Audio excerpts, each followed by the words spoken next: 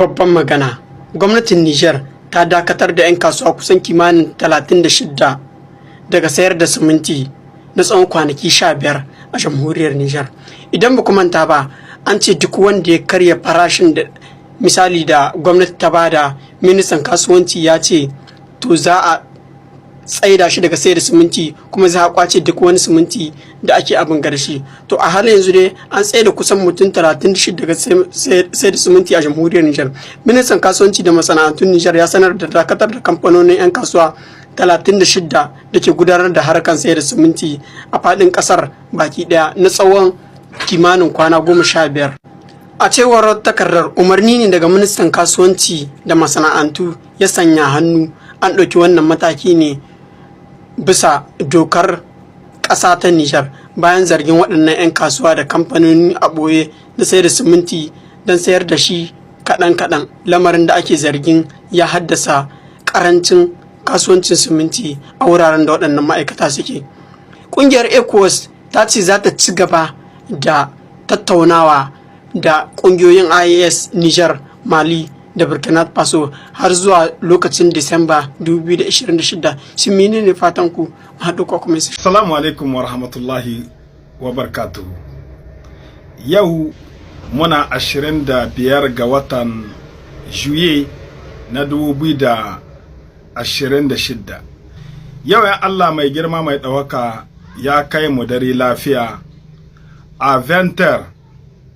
Baba Chani kamar yadda ya saba zai yi bayanai da harshen Faransanci, da harshen Hausa, kuma da harshen Zabarmanci, domin 'yan ƙasa su ji abin da an ka faɗi, saboda waɗansu ba su ji yaren Faransanci amma za su ji 'yan an faɗi da Zabarmanci ko da Hausa.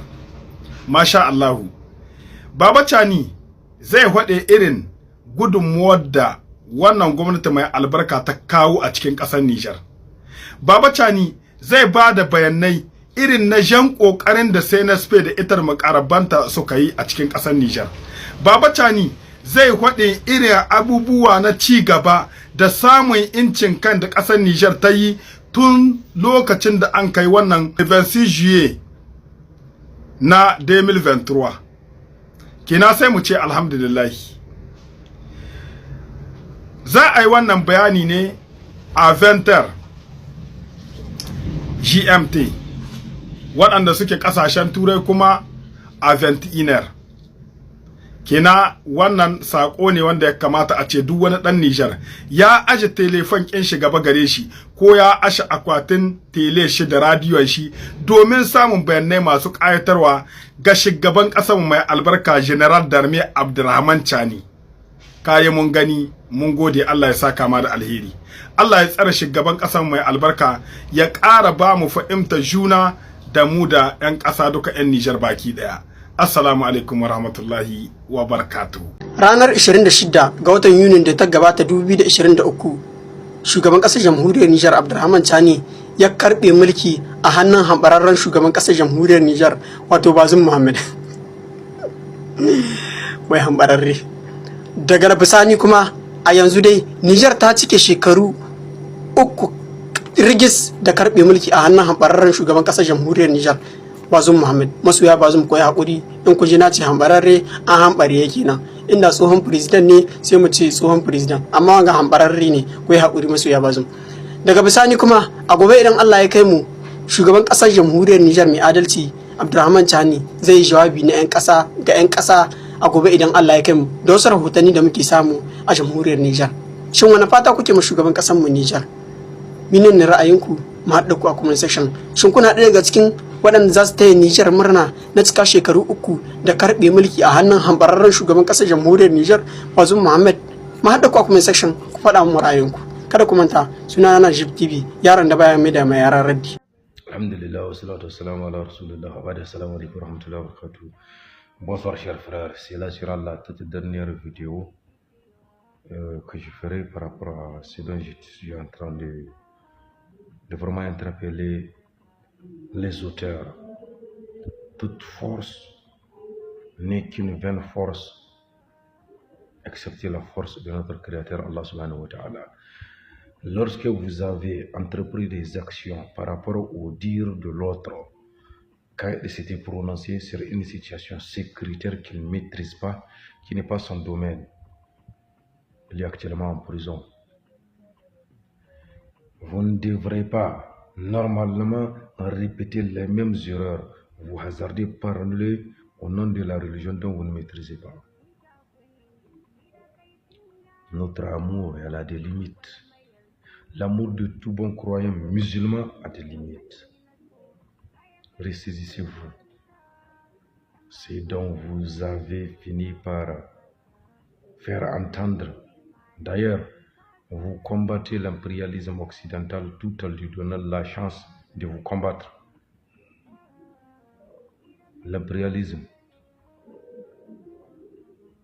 c'est un prédateur qui permet de vous diviser, de créer des situations de division au sein de votre propre organisation pour profiter avec cette division et vous affaiblir davantage. Qu'est-ce que vous aurez à gagner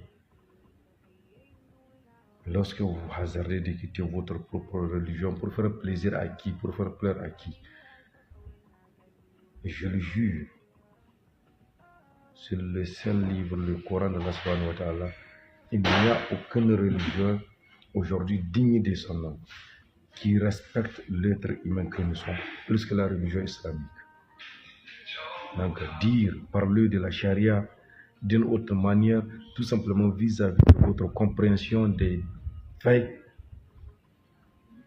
c'est une erreur grossière.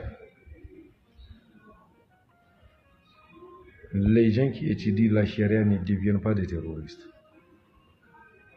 Non, je ne suis pas d'accord et je ne le serai pas parce qu'avant tout, on avait les imams Bukhari, les Ibn Taymiyyah, tous ces grands savants qui maîtrisent bel et bien la charia. Aujourd'hui, des gens comme des professeurs Sadio ici, des professeurs même Kendo, des professeurs ou bien des docteurs Kendo, des professeurs au Nigeria et autre chose qui ont étudié la charia.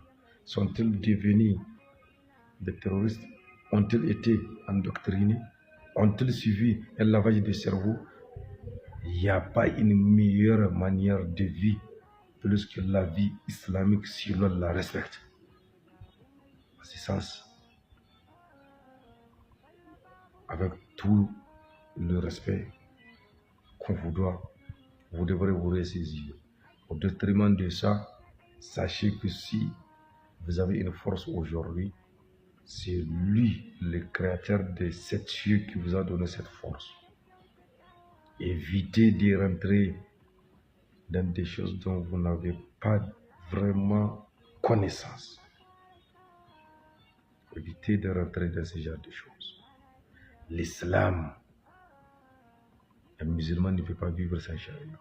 Tous ses actes sont coordonnés par la charia. La prière, elle a ses obligations. Le hajj, elle a ses obligations. Le jeûne a ses obligations. Pourquoi dès qu'on parle de la charia, les gens voient seulement la charia d'une autre manière? Il est vraiment temps. Sinon, vous perdrez l'ensemble de l'influence de vos frères musulmans qui sont les vrais frères. Et les autres ne vont jamais vous aimer. Parce que c'est le Coran qui l'a dit. Je répète cette sourate. وَلَنْ تَرْضَى عَنْكَ الْيَهُودُ وَلَا النَّصَارَى حَتَّى تَتَّبِعَ مِلَّتَهُمْ.